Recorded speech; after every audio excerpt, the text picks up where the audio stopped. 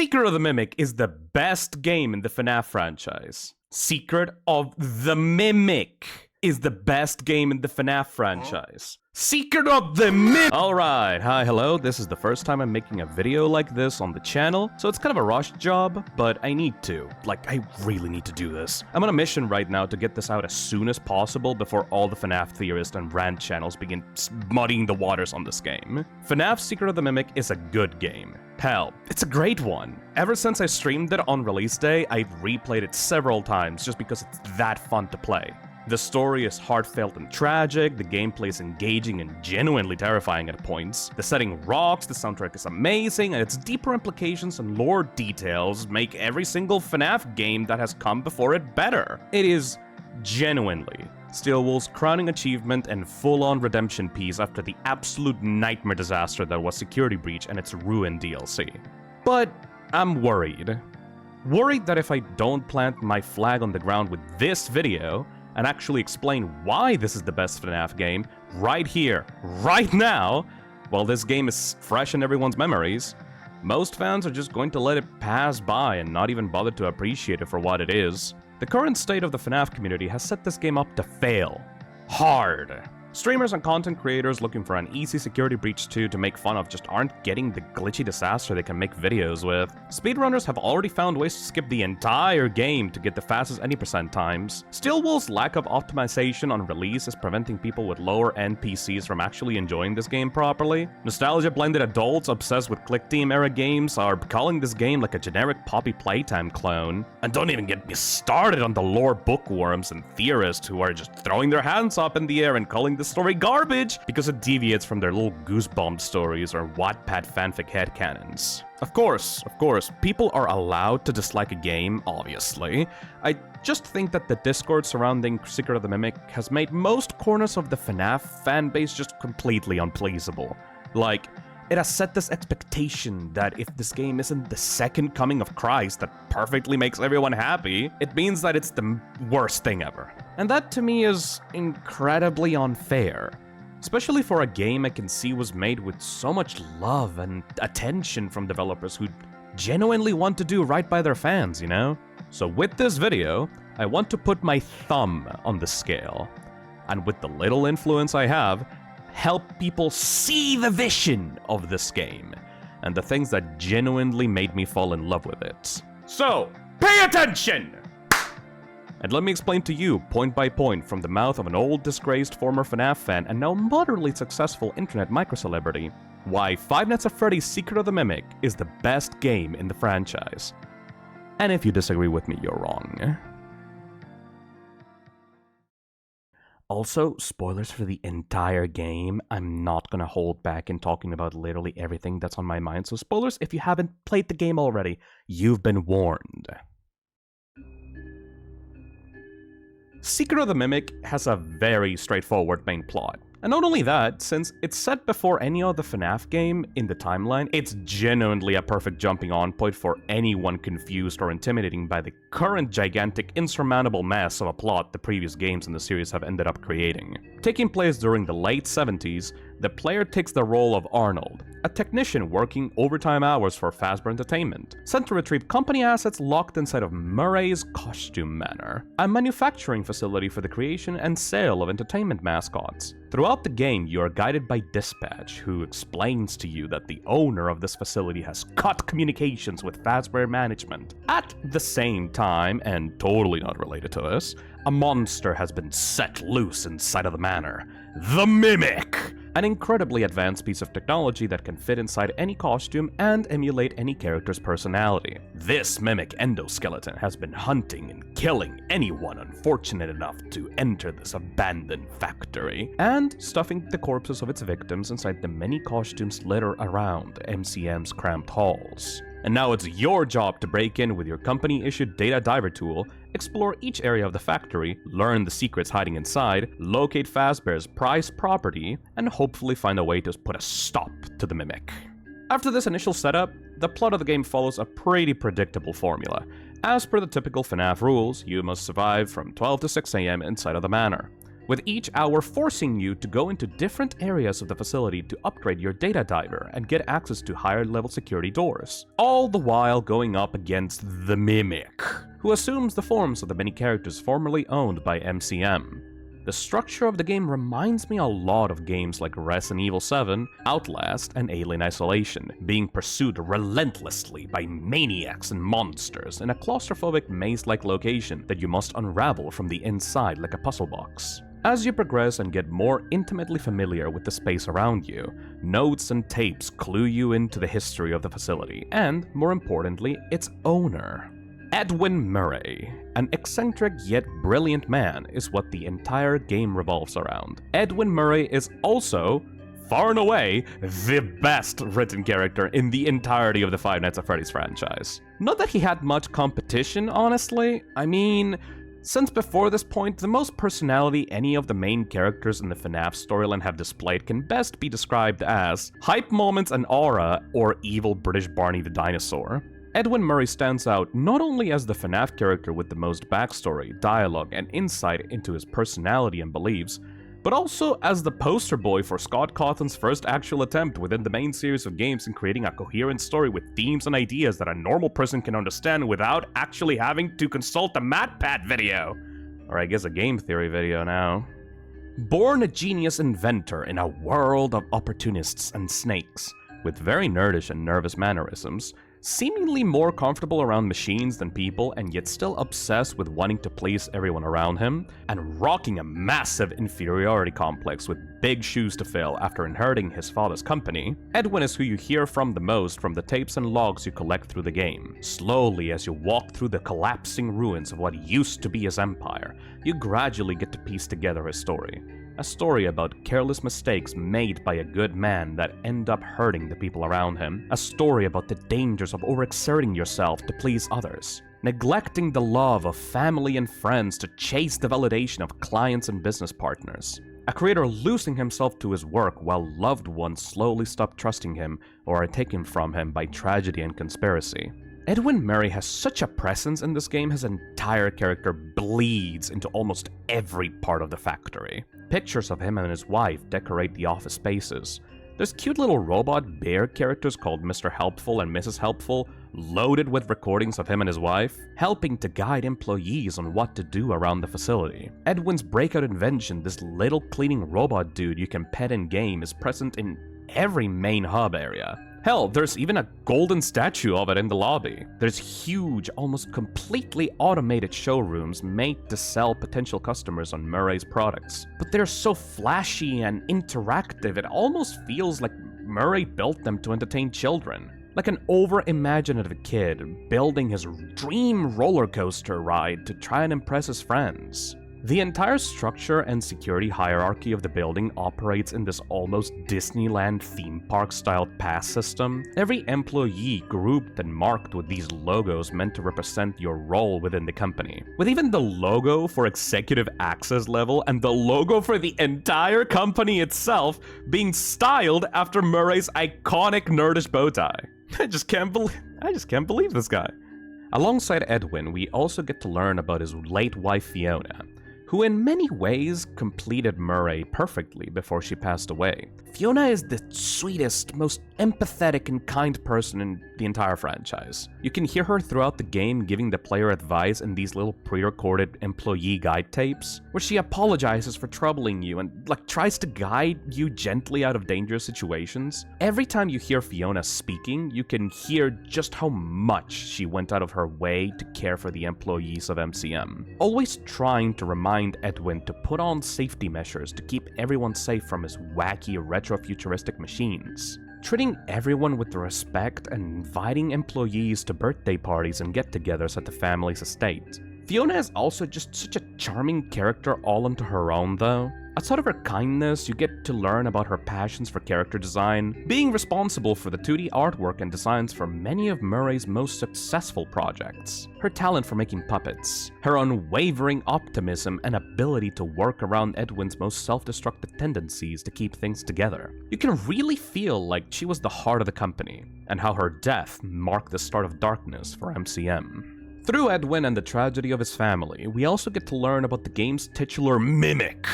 And I gotta be honest, I'm impressed with how Steelwool and Scott managed to completely sell me on this guy as the new antagonist for FNAF moving forward in just one game. If you've been anywhere close to FNAF for the past few years, you've probably heard about the Mimic through memes and shitposts made about him. Which, yes, might have helped out in putting him on people's radar as a character that exists and is gonna be important moving forward, they kinda honestly just set him up to be a walking joke. Secret of the Mimic, though, pulls out all the stops to make this little toaster as terrifying and interesting as possible, acting as your relentless pursuer throughout the entire game. It's just so cool that even though in each chapter you're going up against a whole rogues gallery of characters, each with different personalities and mechanics, that they are all still technically just one entity, one that is incredibly adaptable and just can't help itself in perfectly assuming the personas of these characters. This thing will get smashed, beaten, crushed, burnt to a crisp, and molten scrap, but will still get right back up and chase you as if nothing had happened. You can find letters around the facility written by other Fazbear technicians sent to do the same job you are doing right now, talking about their experiences with the Mimic, how scared and backed into a corner they felt by this thing in their final moments before getting caught, only to then stumble upon their corpses literally strung up by hooks and chains to the ceiling not 5 minutes later.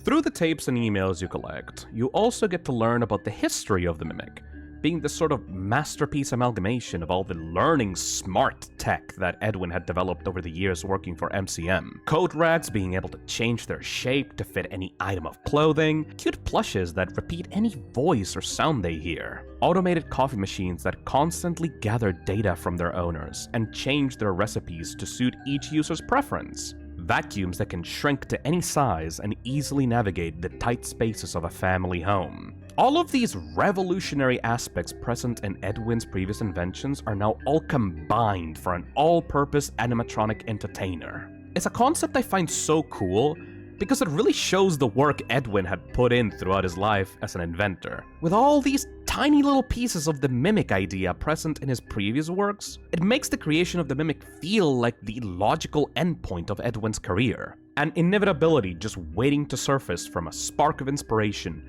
born from the friction of grief striking against the creator's heart. Combined all these things with a pretty sick redesign from its Ruin debut, sporting large, glowing, spiraling, burning coil-looking orange eyes, and an endoskeleton rig that can truly be extended and contorted to fit any of the costumes and characters in the game, and you have one of the most iconic FNAF antagonists since Springtrap.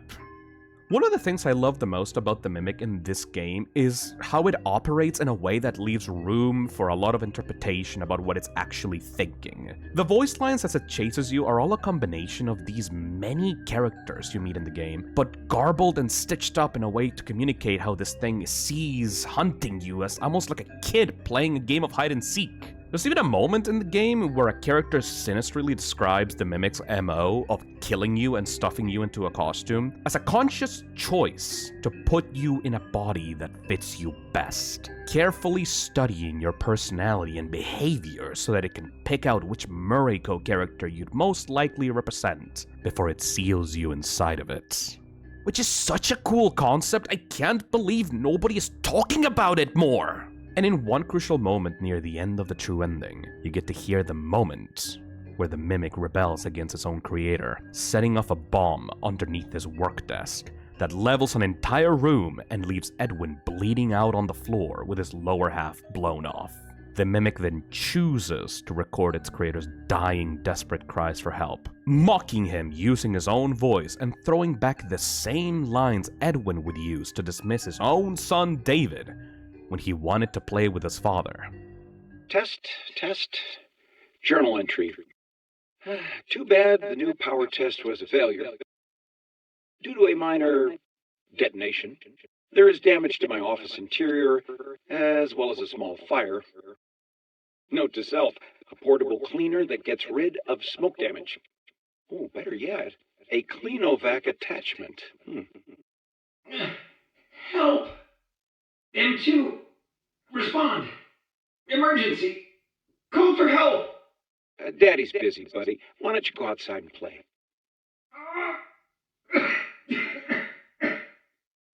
Please. I can't move. I can't feel my legs. You know, speaking of legs, what do you think? I just finished mine. There are still a few kinks to work out. I'm sorry, M2. I lost my temper. I was always going to fix you. Please, call for help. M2, respond. Oh, can't right now, buddy. We can do something fun tomorrow. I promise. Ask your mom if she's not busy. M2, help.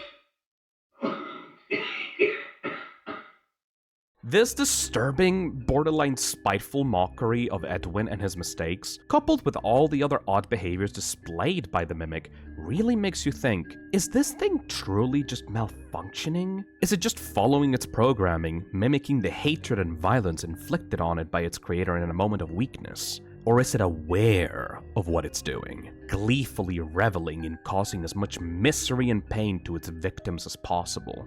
All in all, the story of Edwin and the Mimic is such a perfect one for the world of FNAF. It gives me the same feelings as like the first Five Nights at Freddy's, getting to learn of the tragedy that happened within the restaurant through the newspapers you can find on cameras. Except instead of being a 1 in 1,000 chance impossible to read in-game Easter egg, it's front and center this time. You don't need books to understand this story. You don't need a YouTuber combing through the game frame by frame for Easter eggs to know what's going on. It's a simple story that you can engage with as deeply or as surface level as you want it to be, which is my favorite kind of storytelling in a horror game.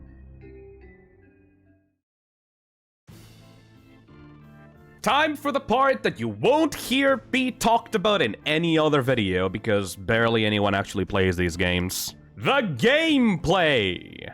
And I was not kidding at the start when I said this game is fun to play and that I've replayed it several times. It's just that good.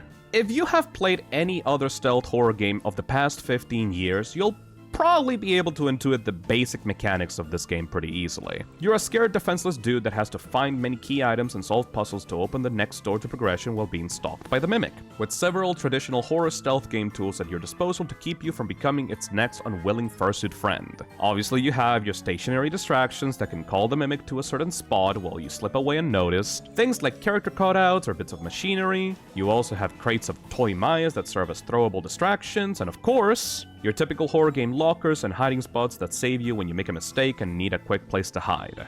The Mimic's AI, in and of itself, isn't really that much to write home about either. It's a fairly basic roaming AI that patrols the map looking for spots the player might visit. It cycles between these spots, mostly at random, listening in for any kind of noise the player might make on purpose or on accident. Once a Mimic catches a glimpse of you or hears a noise it's set to look out for, it will find the quickest path toward its target and make a mad dash toward it, refusing to go back to its patrolling routine until it either spots you in the open or gets bored of investigating the area the noise came from. There's environmental hazards to watch out for as well. Proximity alarms that can help the Mimic track you down. Things like mannequins, hanging chains, little toy cupcakes on roller skates and can produce noises when you get near them or touch them, alerting the Mimic and sending him toward you. All of this just sounds kind of trite. Especially if you're an avid horror game fan, especially if you're a streamer that's been forced to play these kinds of games by their audience every week. Hell, if you are one of those reacting to my video right now, I've probably already put some of you to sleep by the way I'm describing it. However, the devil's all in the details, my friends. The details of the level design! The Costume Manor is an iconic location that is, in my opinion, only rivaled in detail and charm by other iconic horror locations, such as the Resident Evil Spencer Mansion, the Raccoon City Police Department, and Outlast Mount Massive Asylum. But beyond the aesthetics, I truly believe the strength of this game is in its level design. The environment helps to shake up the gameplay for every single area, and contribute to a steady ramp-up in difficulty that works by adjusting the terrain of the map, from benefiting the player, giving them ample opportunities to hide and duck away into cover, to benefiting the Mimic, taking away your safe spots and replacing them with obstacles or proximity alarms. For example, The first half of the game's maps are full of cover that you can hide behind even while you're standing up. Some areas are also divided into 2 floors that you can go up and down to escape the sight of a wandering mimic. And if the thing is patrolling around an area you need to get through, you can easily use your toy mice to throw them up and down a floor to get him to run very far away, giving you ample time to complete your objective. Arnold throws like a geriatric, so most of the time the mice can only help you to get the mimic off your immediate location. But I love how helpful these things are in the early game just by simply using the map's elevation as a tool to lure the mimic out of the floor you're currently in, sending him very far away from you. As you continue through the game, however, the map becomes much more hostile towards the player. Lockers become less frequent, hallways get more cramped, and cover forces you to crouch much more often, limiting your movement options. You can go from needing to obtain a single item to progress, to scouring the map for multiple pieces to a larger puzzle, having to use levers and cranks that take some time to fully interact with, taking your attention away from the mimic and giving it more chances to spot you out in the open. You will also have to deal with moments where collecting an item or opening a door will produce a loud noise, forcing you to act fast and duck out of the way as the mimic will speed towards that location. I am also a big fan of the use of the security doors in this game. All throughout the factory you will find these FNAF 1 looking security doors that mark the start and end of a section. As I said before, each of these can't be opened until you gain access to a specific security level. Each time they're first opened though, these doors require you to hook your data diver up to them and stand in place for a good while, which would probably not be a big deal, except most of these doors are very out in the open, and often cause these very tense moments where the mimic will spot you from across the map and start sprinting towards you as the door scans your data driver. So once a door is open, you will be panicking, quickly trying to enter through as fast as you can, backing away from it so it can close before the mimic is about to get you. The game also features heavy items you have to carry around with 2 hands, which prevents you from sprinting while you're holding the item and also prevents you from opening the security doors I mentioned earlier. There will be moments in this game where you're carrying an item towards a drop-off point, only for the mimic to spot you out in the open, forcing you to drop the item you're carrying, run away, and retrieve it later once you've thrown him off your scent. I also especially love the way the mimic will spawn around the map. MCM is absolutely full of these character costumes that the mimic can use to get the jump on you. Each area is littered with bees, elephants, hedgehogs, dogs, and other suits, each with many alternate skins and color palettes. Once you enter a certain room, the mimic's AI will pick one of these costumes to spawn in, and all it takes is a little sound to have it spring to life and start patrolling the area. This can lead to really cool moments on a first playthrough. Interacting with a distraction or sprinting around carelessly can have one of these suits like wake up, cutting you off in a really awkward spot, forcing you to run the other way or hide before the AI can lock in on your position. And if you lose track of the mimic or hide inside of a locker for too long, you have this really interesting behavior where the current mimic will despawn and another mimic AI will take its place somewhere closer to your hiding spot. So it looks like the mimic essentially swapped from suit to suit on the fly. It's so cool!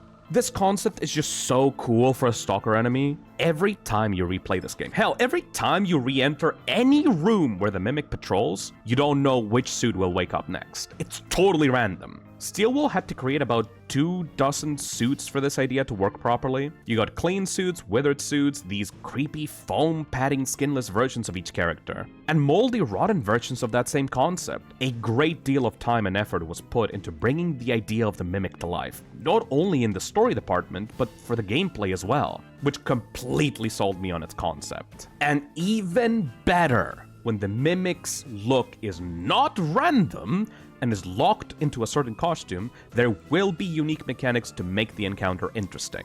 For example, once you are stuck with Dolly down in the recycling area of the game, the map is split in half between the control room and the patient rooms. Dolly will have access to a set of double doors that only she can open, which allows her to quickly cut you off from certain areas you need to visit. Further still, in the late game, the mimic dons a Chica costume from Chica's Party World that comes equipped with roller skates. This speeds up the mimic's patrolling significantly, turning him into an absolute speed demon that shoots off toward any location like a rocket if it so much as hears a pin drop. As an aside note, I also adore this Chica costume because at one point in the game, you can catch the Mimic wandering down in the warehouse, and as long as you don't disturb it, you can see it adorably skating by, like as happy as can be, occasionally stopping to do it like a little dance and clap to itself with the background speaker music. It's just the cutest little thing ever, and such a goofy thing to include that shows off how much personality this game has, you know? Anyways, back to the main topic. My point with all of this is that, yes, while the gameplay is nothing revolutionary, and the AI is extremely simple and predictable, Steelwool actually worked within their limitations to make a fun experience here, which makes me extremely happy. The main gameplay for Secret of the Mimic is full of these tiny little intricacies that actually make the game really fun to replay. Unlike other stealth horror games that pretty much require you to plant your nose on the ground unless you want to get insta-killed, you can get around pretty efficiently and even just sprint through areas if you know what you're doing. Crouching removes any kind of nose that you make, but simply walking around will not alert the Mimic unless you're really close to it. Sprinting noises can also be covered up by using distractions ahead of time, as the AI will prioritize the first sound it heard over your footsteps, giving you a big window of opportunity to create some distance. You also can sneak under the vents and shelves to get the Mimic off your back rather than waste your time hiding inside of a locker. And hell, depending on the map, you can even Dead by Daylight style loop this guy around certain obstacles, which is extremely satisfying but really hard to pull off. Obstacles and proximity alarms can also be used to your advantage. If you run into them on purpose, you can use them as just any other distraction tool to bait the Mimic. In fact, I'm pretty sure that that's the intended strategy sometimes. For example, in the recycling area, there will be like a bunch of chains you can interact with, conveniently placed right next to a vent that will take you to another side of the map. That particular strategy reminded me a lot of the Granny games, like how their own really good map design can make a relatively simple AI really fun to play against. If any of what I'm saying piques your interest, I can even offer you hardcore gamers a nice challenge. Try this.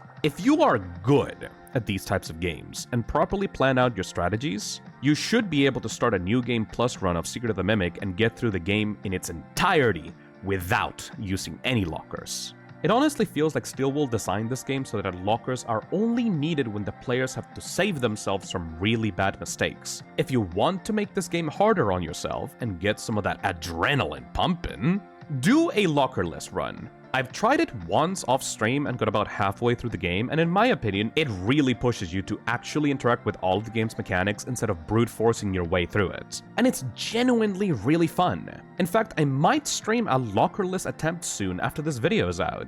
So if you're interested in that, maybe subscribe and turn on notifications so YouTube can let you know when it happens, you know, like wink wink. Moving on from the shelling, I should also mention the Poppy playtime style chases that serve as the climax to each hour of the game. I have significantly less to say about these, not because they're not good, but because they're all kind of, you know, obviously well made. Steelwool really pulled out all their animation stops for these, especially with Jackie and Big Top. Chase sequences have become a pretty tired cliche for the mascot horror scene by now, but I can still say that these are pretty high tier. They solve a lot of the issues of most chases found in other mascot horror games, by actually having the enemies cutting you off, appearing in front of you, or forcing you to take sudden turns without it feeling like a trial and error slogfest. One thing I do like about some of these chases that I wish was explored a little bit more is their RNG elements. With Big Top and the final chase forcing you to adapt on the fly as certain paths will get cut off or altered in repeat playthroughs, keeping you on your toes with slightly different paths each time. I really wish that was explored more in these types of games. One section that I absolutely have to sing its praises to, however, is that white tiger near the end of the game. Instead of a chase, the game sticks you down into this dark basement of the factory, alongside the creepy, homophobic white tiger character that turns the game from a fun little indie horror romp into some genuine PT level stuff. I have to commend Steelwool for making a section in a FNAF game that truly made my blood run cold.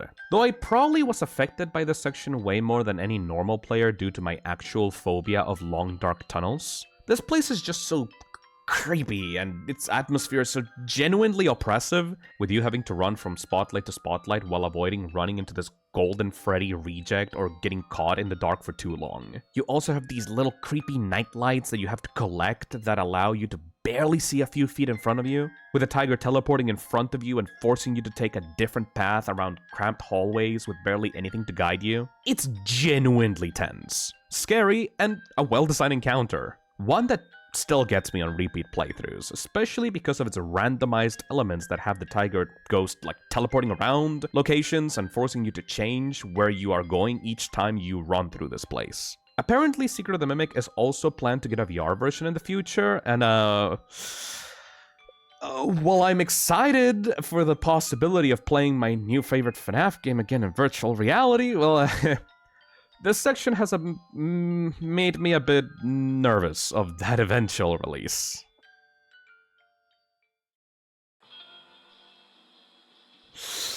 Anyways, now that we are done with the gameplay, I feel that it is very necessary for me to do a section where I just rapid-fire list a bunch of things that I like about Secret of the Mimic, that I can't really quite fit well with the rest of the script. Sorry if the video suddenly becomes very unstructured, but I barely have any experience with making this sort of thing, and I really just want to yap my mouth off about things I love about my new favorite FNAF game. So, 3, 2, 1, let's go. I love the intro sequence of this game, both for the short ride-along inside Arnold's car, which is able to establish the main setup of the game perfectly, but also just for the simple pleasure of this being like the first FNAF game to show like the outside world.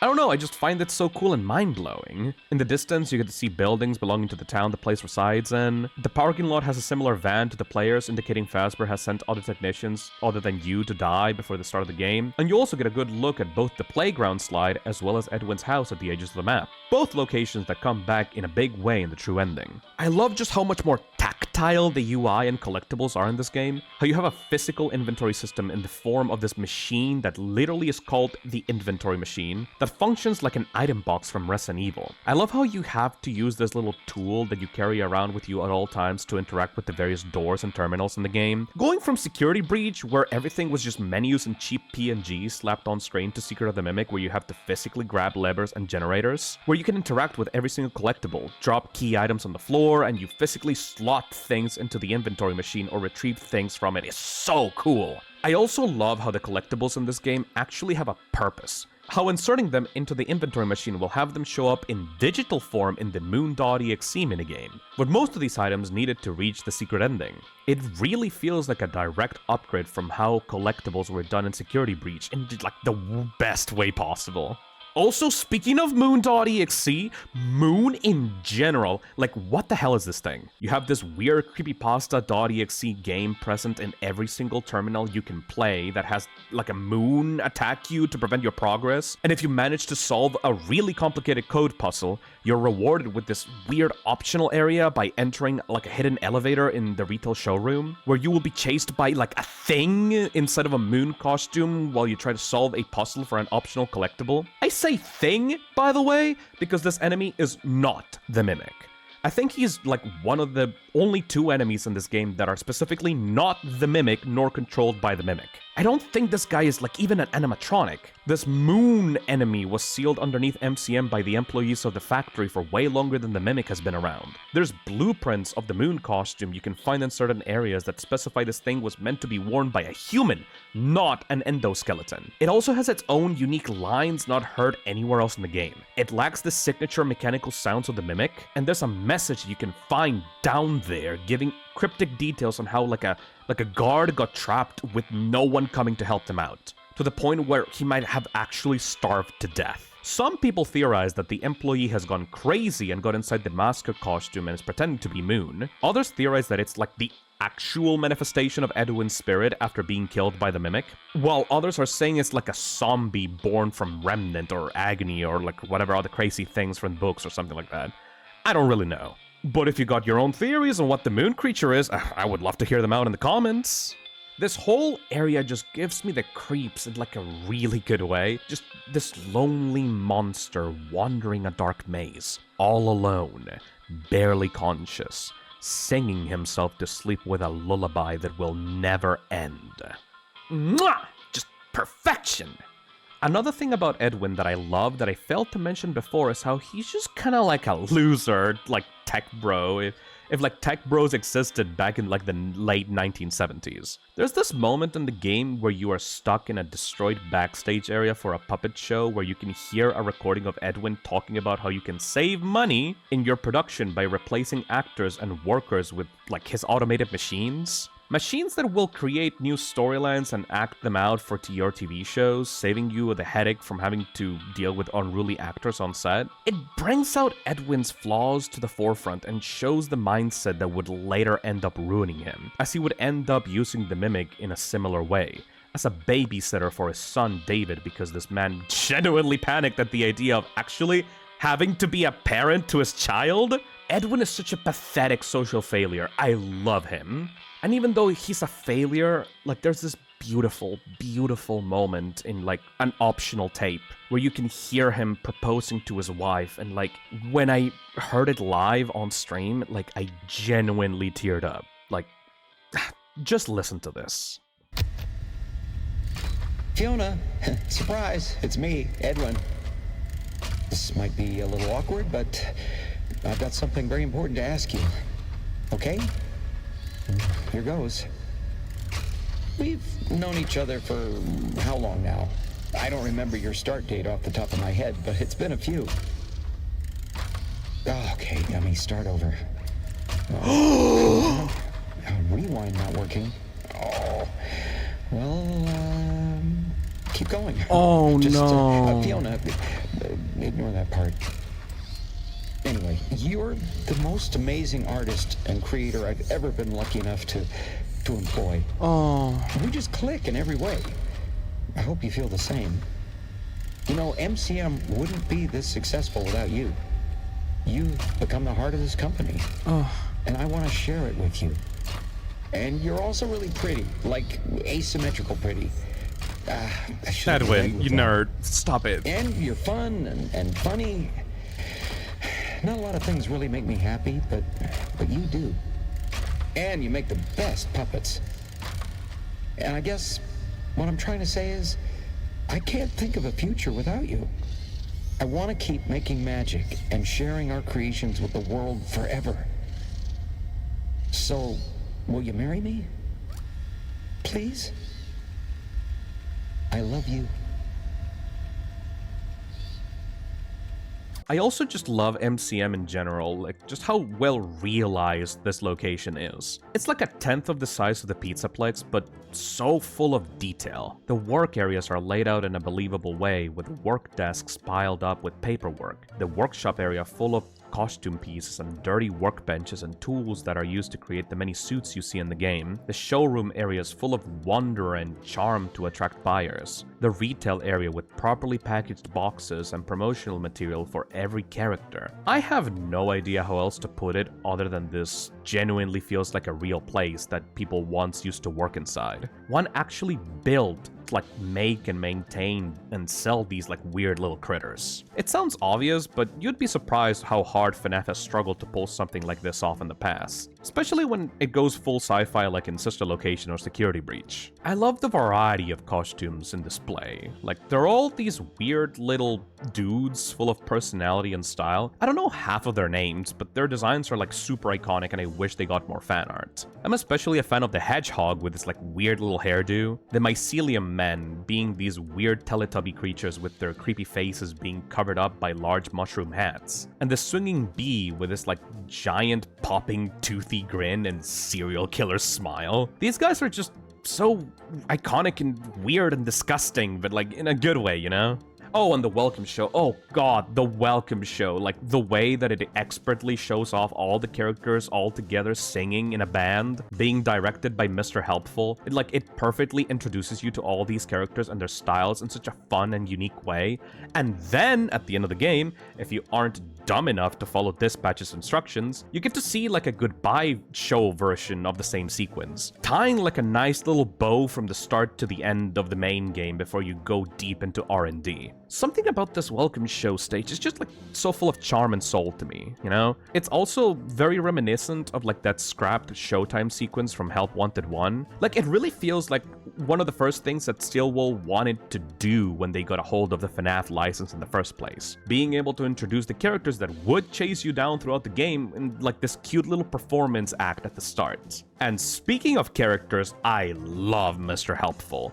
The old incarnation of Helpy, with its goofy 2B appearance, gigantic eyes, and just in the way that it kind of shows up everywhere throughout the game. But especially the meaning Helpy will now carry moving forward. Mr. Helpful is sort of meant to be a caricature of Edwin himself, or at least the way I feel he's trying to come across to everyone. This goofy creature who's always there to lend a hand to you. A helpful friend you can always count on. It's very clear that one of Edwin's biggest flaws are his constant need to impress others, and try to invent things that can adapt to everyone's needs. From his pre-mimic inventions to the way that MCM stretches themselves thin trying to create so many multiple alternate variants of their characters to lease out to people. Mr. Helpful is sort of this mascot for Edwin, this persona he tried to put on for employees and business partners. If you think that I'm reaching out too far with this interpretation, just look at his counterpart, Mrs. Helpful, a clear caricature of Fiona, voiced by Fiona, sporting Fiona's pear necklace you can find in her photos throughout the game. A helpful nerdy guy wearing a bow tie married to another helpful lady wearing a pear necklace.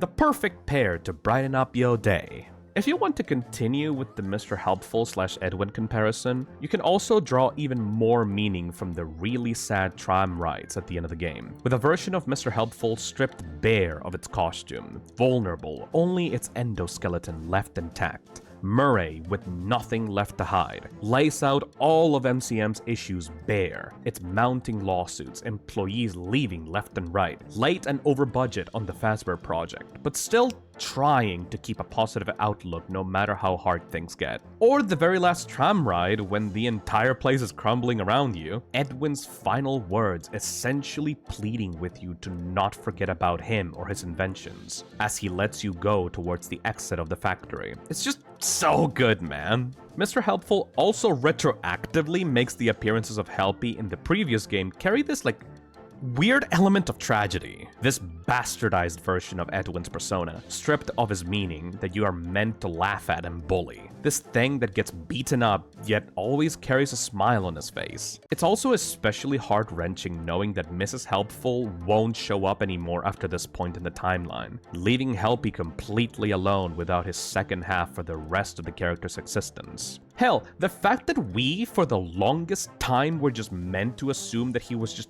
a small chibi version of Freddy Fazbear really works now, as that is how I can imagine Fazbear Entertainment themselves tried to market Helpy after they stole Edwin's work.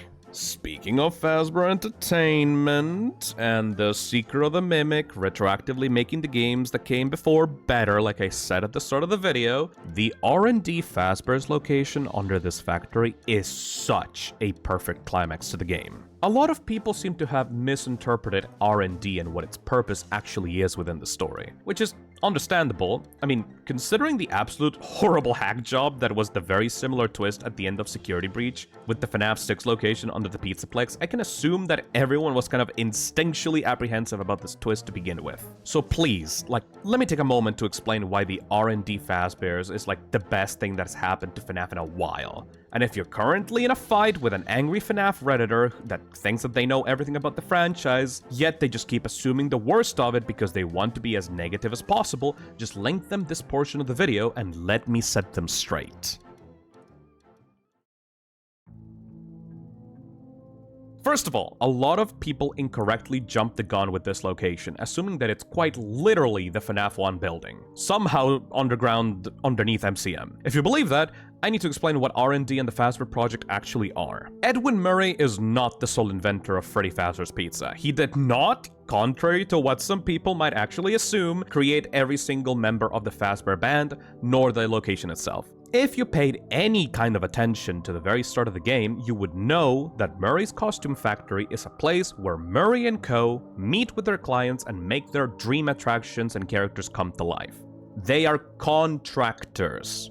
They are the people you go to when you, a shining new entrepreneur with loads of investor cash, get a glint in your eye to get into the world of entertainment. MCM has worked with many companies inside the entertainment world. Things like restaurants, theme parks, carnivals, festivals, even the local town float parade, if you remember that annoying crane puzzle back in the warehouse. Edwin Murray specifically mentions how, as a potential client, you can choose to either rent out their existing characters and inventions for use in your entertainment business, or you can work with them for a custom project to bring your ideas to life. For the terminally online folks out there, just imagine this as like commissioning an artist. You can have them draw your OC, or ask for their help in creating a brand new OC that you could still own, because like you paid the artist to make it in the first place. Anyways, back to Freddy's. William Afton and Henry's like Fazbear Family Diner has already been shown to be a location that exists even before the events of this game as well, with it being like Edwin and Fiona's like favorite diner to go to when they were dating.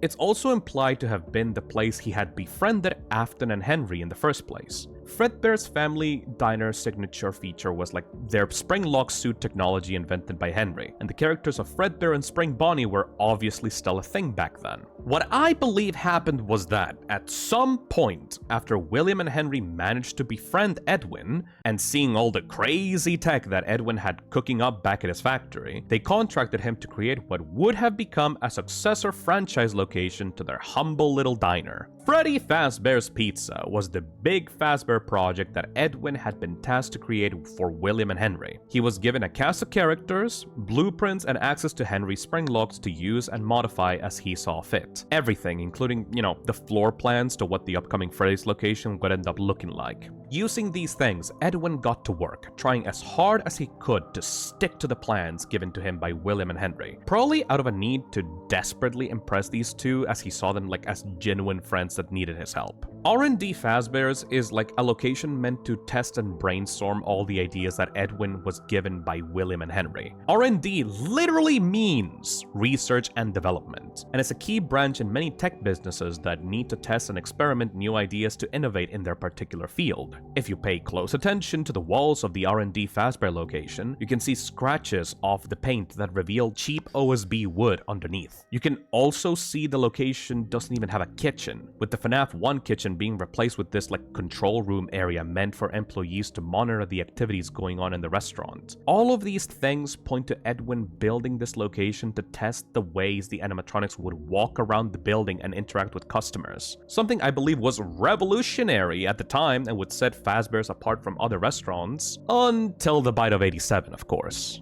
The R&D Fazbear's location both works as fan service for longtime fans of the series, while also being chock full of lore reveals that adds depth to existing characters, and recontextualizes a lot of loose ends that seemingly did not have an explanation before this point. It explains the inconsistency between the FNAF 2 designs for the original band and the FNAF 1 designs were like a product of William and Henry going back and forth on Edwin, demanding changes to the character designs that Edwin just couldn't keep up with. It shows alternate possible members to the Fazbear band, with like springlock suits of Monty and even a new character called Bub, a nod to the longtime Sparky the Dog hoax. It shows how closely William and Henry worked together back in the day to achieve success in the entertainment world, displaying William Afton's like cold and calculating businessman tactics as he overwhelms Edwin with changes to the Fazbear project, keeping Edwin in development hell as company resources are drained and MCM employees start being poached by Fazbear Entertainment to make sure Edwin will never be able to uphold his end of the contract. It shows a grayer and more cowardly side to Henry, as he was complicit in ruining Edwin's career alongside with Afton.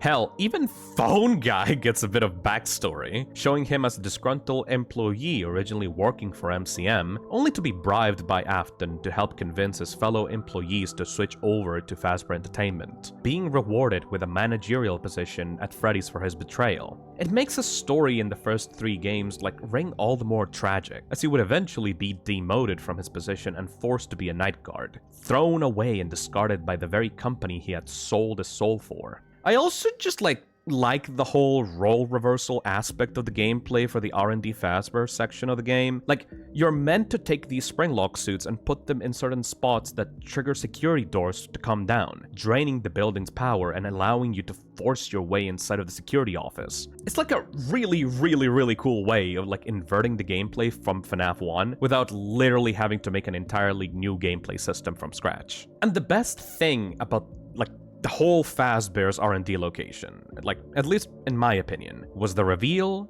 that the original concept art for the Fazbear Band, the characters that had captured the hearts and minds of children both in-universe and back when the first Five Nights at Freddy's released, the original Freddy, Bonnie, Chica, and Foxy, were all drawn by Fiona.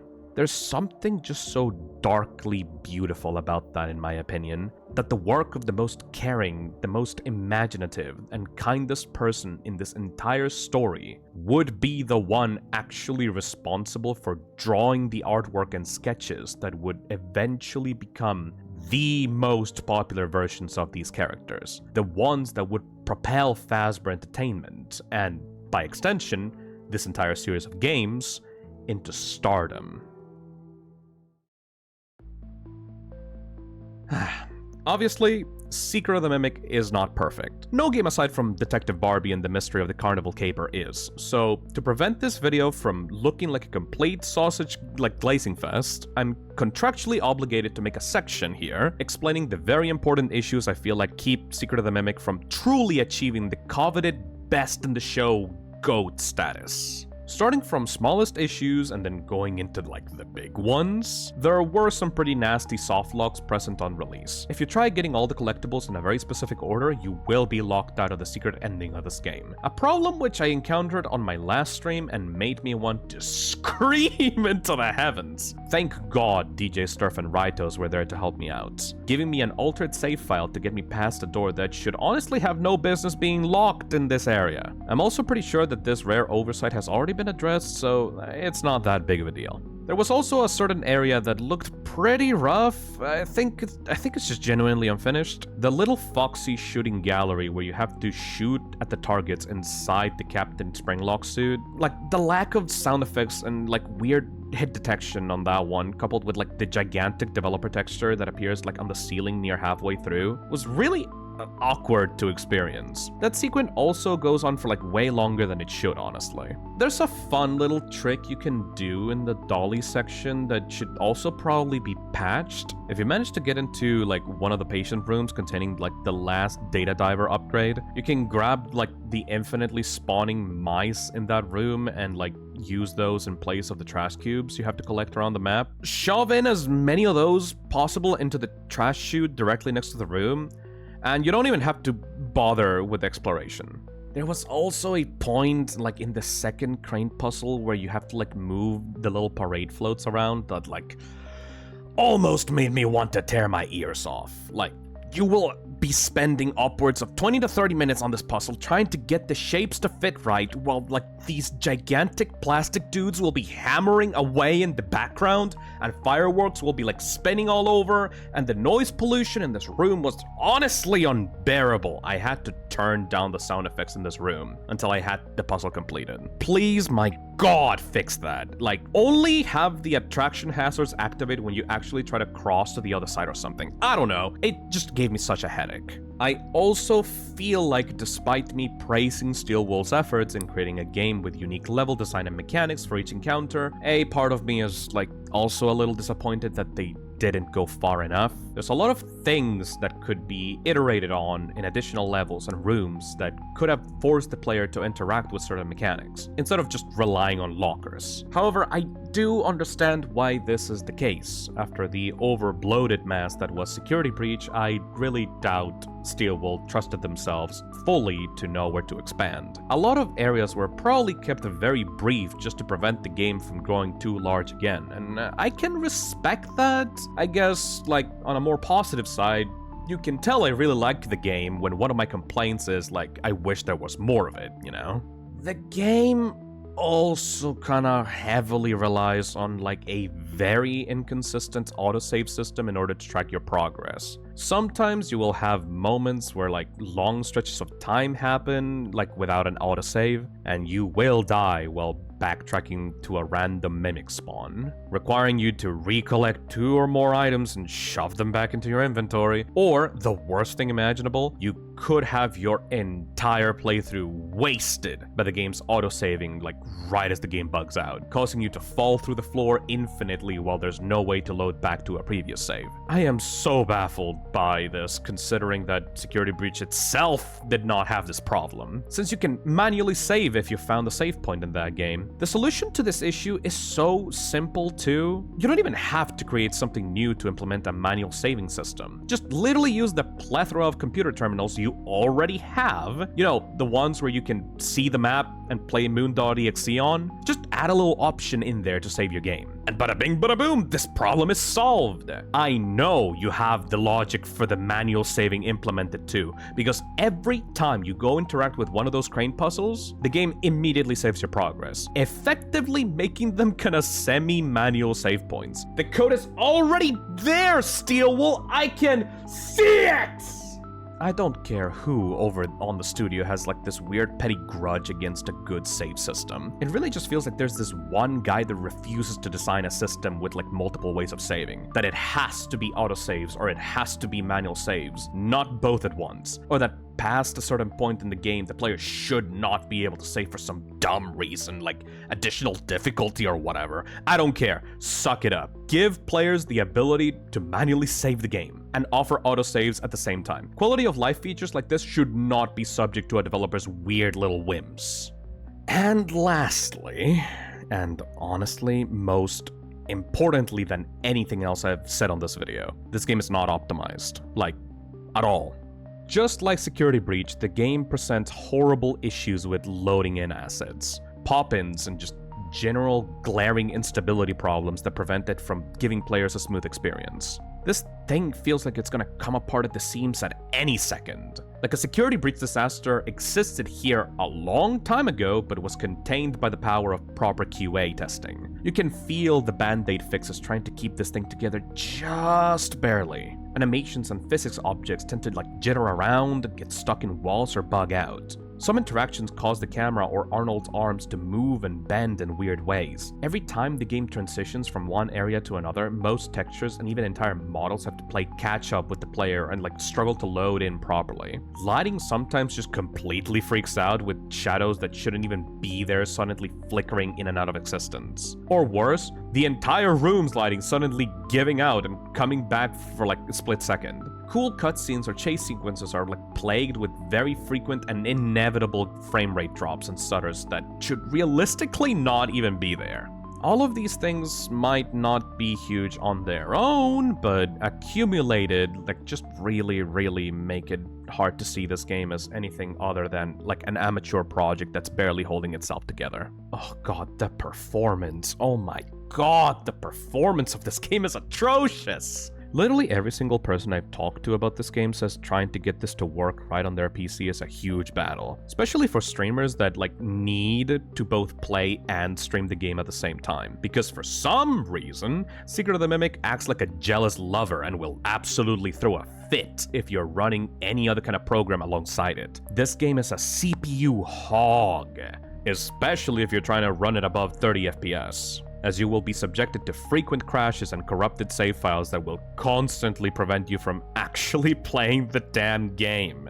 Many people have complained that the game is frame rate capped, only offering like 30 and 60 FPS in the options, and excuses made to keep it this way are laughable. It's another band-aid fix on top of more band-aid fixes that disguise terrible programming practices and poor asset management like that this game suffers from. Indie games like Secret of the Mimic should not run this poorly. Steelwool developers, if you're watching this, and at least I know for sure that some of you in there are, please ask your bosses to hire someone at the company to handle optimization of your games in-house. I plead you. I beg of you. I saw the credits of this game. A bunch of QA people from other studios were brought in to help prevent the security breach situation from happening again. And that's a good thing, obviously, but you just can't ignore the fact that the way games are made at the studio are simply not suited for a modern retail release. You wouldn't have to spend so much money and development time ironing out the bugs if proper programming and asset management practices were instituted to prevent these issues from happening in the first place. It's clear to me, at least, that the reason for why these issues are not present in Steelwool's VR titles is because they are minigame collections where the player can't move beyond a single room. Very few assets are loaded at once, and they are easily dealt with as the player can be teleported from area to area. But taking on a project like Secret of the Mimic is different. Once you give the players legs and a chance to explore their environment, poor development practices will start sticking out like a sore thumb, absolutely ruining the experience for people that just don't have a top-of-the-line PC made to play this game and nothing else. In fact, you don't have to take this from me. Instead, please hear this out from a fan of yours who really wanted to like this game on release. Tried fighting tooth and nail to like it, but just couldn't due to how horrible your game optimization ruined their experience. This is Glamrock Dusky, a fellow VTuber and content creator who tried streaming Secret of the Mimic on release, which they gave up on after the game crashed on them about 30 times over the course of 3 hours. Oh my god, Steelwool! I want to have faith in you! I want to think you can make a good game! Every time I want to have faith in you, and every time you take me out back and shoot me! What is wrong with you? Oh my god! It ruins the impact that the section had in the first place. Because I was like really hyped about it. I was like, oh my god, this guy's so cool. I love him. Now I don't want to see him anymore. I don't want to deal with it. I don't want to deal with it. I've had enough of this. The fact that nothing I have tried prevents this game from crashing. We had it fixed for a while and it was still, even though I could ignore them, giving me errors saying the game was corrupted.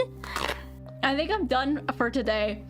I think I am going to get out of my increasingly hotter room. It's getting really hot in here, I think because this game is trying to actively murder my PC. I will not play this game again until a patch is released.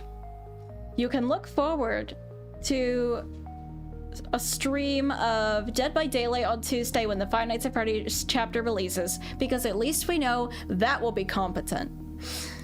This game may not have been, but we can have faith in a different developer at least.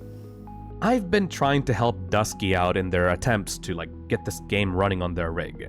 We've tried absolutely everything, clearing out programs, changing DirectX settings, lowering all game settings to minimum possible options, redoing entire save files to fix corruption issues from the constant crashing, and still, the game won't behave properly. The intense CPU usage of Secret of the Mimic, with the huge amount of assets loading and unloading every 5 seconds, is a huge problem that would be completely unforgivable for a game made by a guy in their basement that's being sold for $10 on Steam, let alone one that's supposed to come from a professional studio being sold on PC and consoles for $40. This is not normal, no matter how many inexperienced 10-year-olds on Twitter will cry about how you just need to get a better PC, bro. There is absolutely no excuse for an indie game with decent enough graphics to run this badly, especially when games like Outlast released 12 years ago still look better and run buttery smooth. If you're going to take anything away from this video, let it be that. Steelwool, you did a great job having the game not immediately explode if I looked at it funny. Good job, buddy. I'm very proud of you. Now, please stop treating my PC like a crypto mining operation every time I want to load in a level in one of your games. After all is said and done, and despite the issues that I listed above, I hope that this video helped you understand what I meant by this game being genuinely fun, and one of my favorite releases to come out of FNAF in years. The depth Steelwool has managed to squeeze out of these simple mechanics is just genuinely impressive. Is it the FNAF gameplay you've come to expect? You know, close doors, watch cameras, sit around twiddling your thumbs until the game decides you've won? Absolutely not. Of course not. It's its own thing entirely, much closer to the standard stealth horror gameplay of Outlast or Amnesia that was popular in like the early 2010s YouTube Let's Play landscape. And of course, a big issue is that after Secret of the Mimic's release, a lot of fans have started to voice their displeasure with the direction that the FNAF series is taking. That this game is not the FNAF that they fell in love with back in 2014. That it's like generic horror slop, or that it's trying too hard to be like a mainstream horror game. The FNAF as a whole has like lost its identity and is falling into a trend chaser rather than like an innovator in the horror landscape. And you'd be absolutely right. But just hear me out for a second, okay? I need to explain something very important to pretty much everyone in the fandom. Whenever I criticize a game, I first try to look for what the developers intended to do.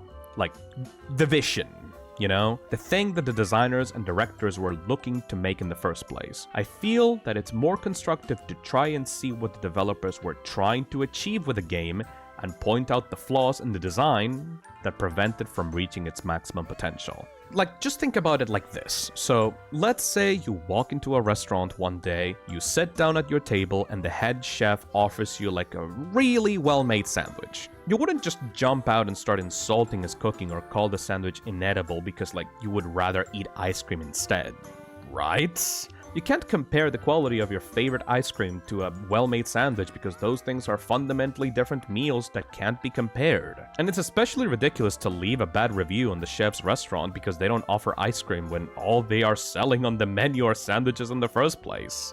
I've also seen a lot of people like comparing or like even outright accusing Stillwell of like copying Poppy Playtime's template. And while I understand some of that, especially with the chase sections, I find it kind of odd how tunnel-visioned these comparisons are, completely ignoring the actual main stealth horror gameplay of the game. It almost feels like people are actively choosing to ignore huge parts of the experience just to dunk on Stillwell's perceived lack of creativity, and only highlighting the bits that they find similar to other games in the mascot horror genre. Newsflash, dipshits, like Poppy Playtime didn't really invent chase sequences, neither did Bendy and the Ink Machine. Stillwell are incredibly open about the inspirations they use for their projects. If you're going to call this game a ripoff of something, at least point out the correct things, like the games the developers are telling you they are huge fans of and have admitted to wanting to try for themselves. I feel that people are being very unfair to Stillwell, calling their game bad simply because some fans are fundamentally not interested in the type of game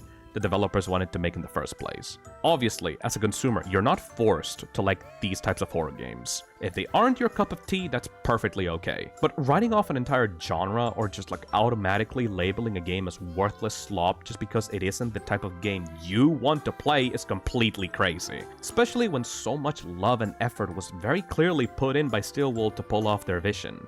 Back when I absolutely trashed like Security Breach, I did so because I could see what the developers were trying to do and just failing massively at it due to like all the issues of like the development of that game. In this scenario, I can see like what they wanted to do with Secret of the Mimic, and I'm genuinely, honestly kind of proud that they managed to do it, you know?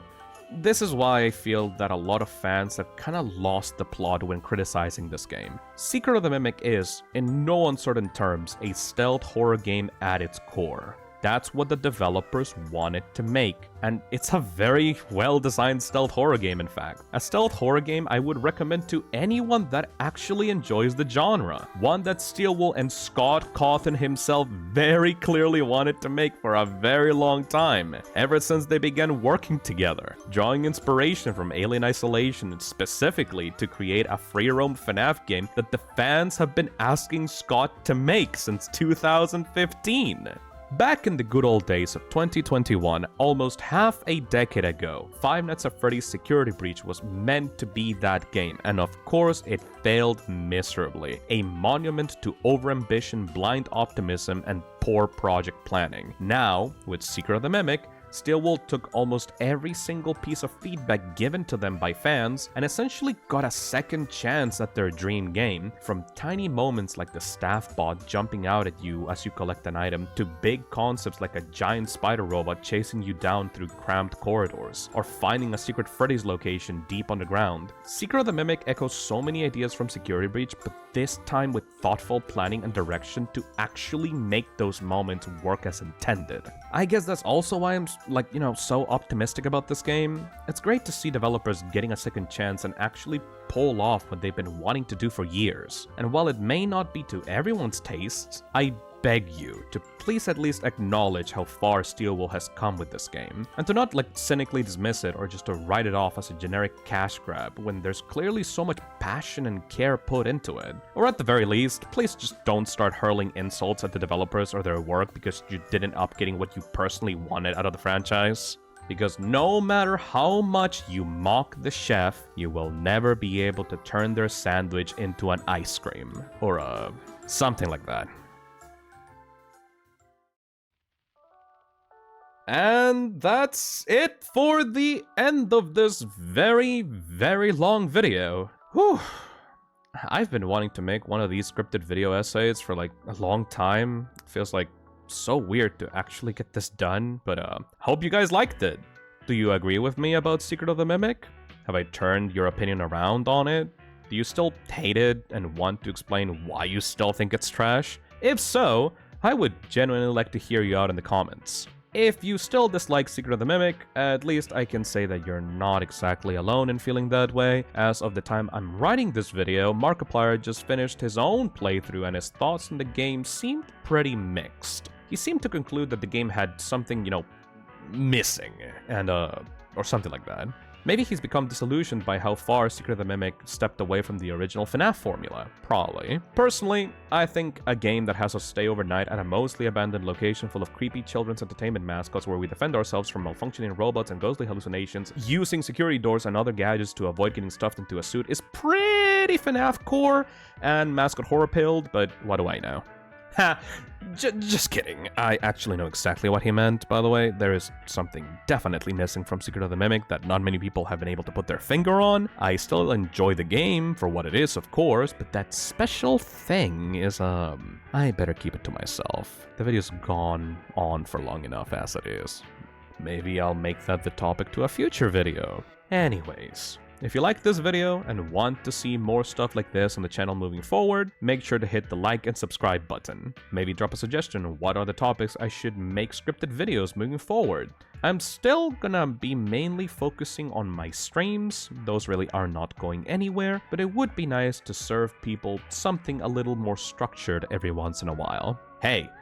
The next video after this should be about Deltarune, so if that gets you interested in subscribing, subscribe now. Anyway, this is where I head off. Stay cool, Toxins, and hope to see you back in the toxic cesspit soon. Bye bye.